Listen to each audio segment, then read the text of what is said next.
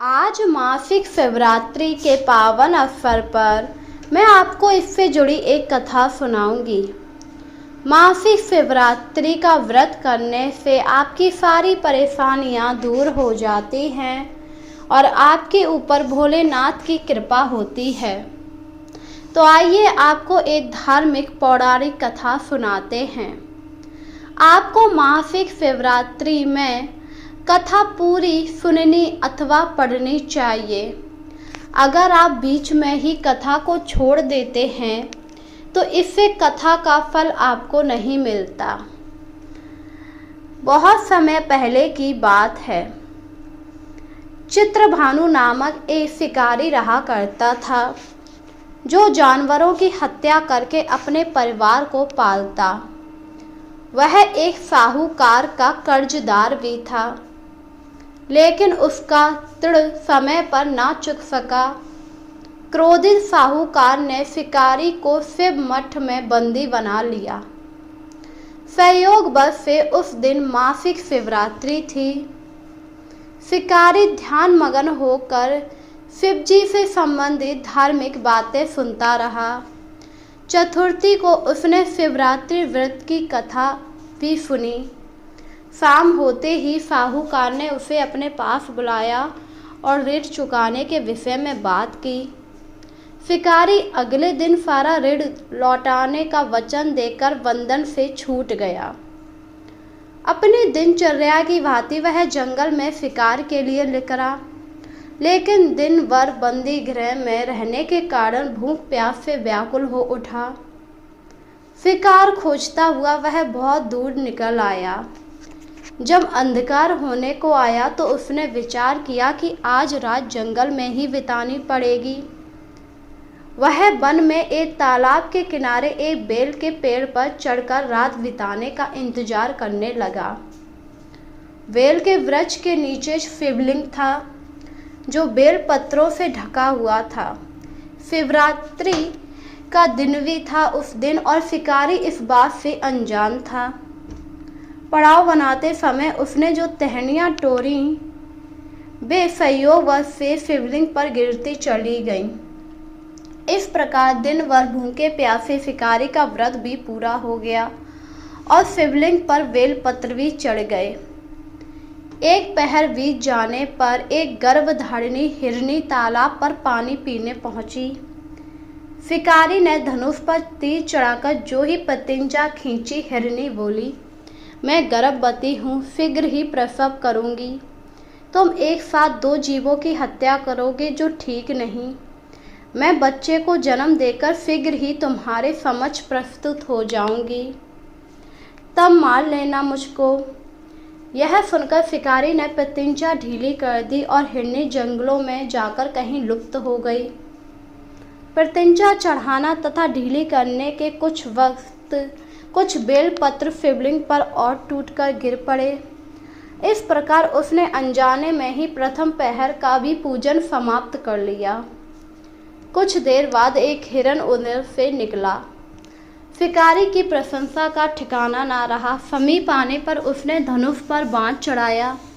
तब उस हिरण ने विनती पूर्वक कहा, हे शिकारी, मैं थोड़ी देर पहले ऋतु से निवृत्त होकर आया हूँ। काम हेतु विहरण कर रहा हूँ, अपने प्रिय की खोज में भटक रहा हूँ। जैसे ही मुझे अपना पतना मिल जाएगा मैं आपके पास जल्दी आ जाऊँगा। शिकारी यह सुनकर उसे भी जाने देता है। 2 बार शिकार को खोकर उसका माथा ठनका। वह चिंता में पड़ गया। रात्रि का आखिरी पहर बीत रहा था। इस बार भी धनुष से वह प्रतिज्ञा चढ़ाकर कुछ बेल पर शिवलिंग पर जा गिरे।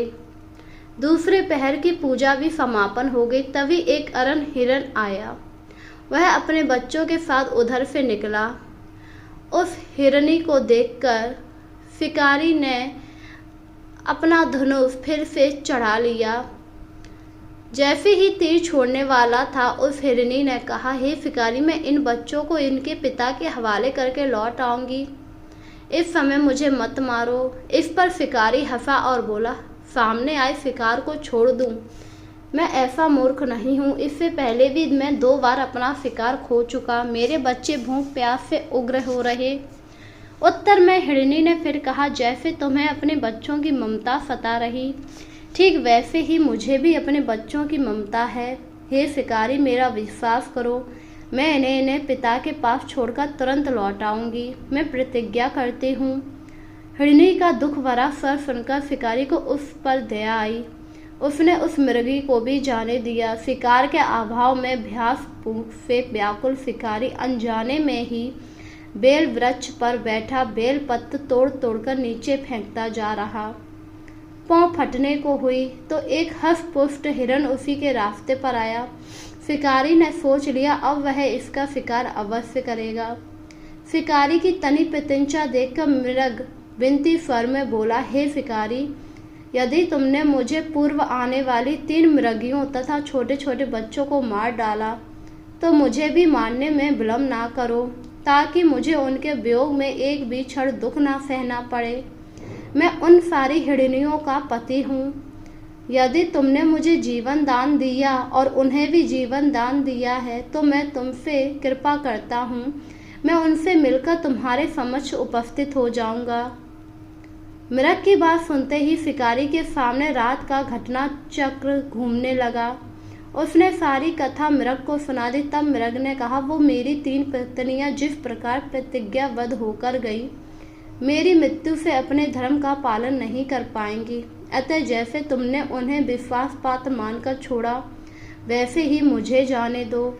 मैं उन सबके सामने शीघ्र उपस्थित होकर तुम्हारे पास जल्दी ही आ जाऊंगा।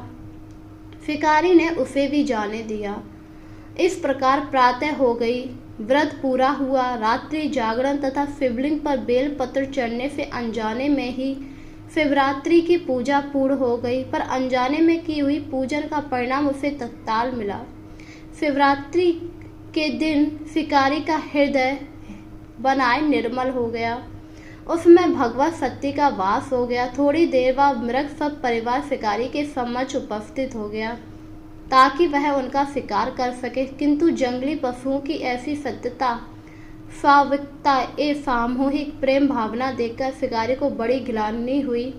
उसने मृग परिवार को जीवन दान दे दिया। अनजाने में ही सही, पर उस शिकारी ने मासी शिवरात्रि का व्रत पूरे नियम पूर्वक किया था, जिस वजह से अंतिम समय में शिकारी को मोक्ष प्राप्त हुआ और उसे शिवलोक की प्राप्ति हुई। इस प्रकार जो भी मासी शिवरात्रि को पूरी विधि विधान के साथ शिव जी की पूजा करता है, शिव जी उसकी सभी मनोकामनाओं को पूरा कर देते हैं और अंतिम समय में उसे मोक्ष देकर अपने लोक की प्राप्ति कराते हैं। आपको मासी शिवरात्रि के दिन सुबह जल्दी उठना चाहिए।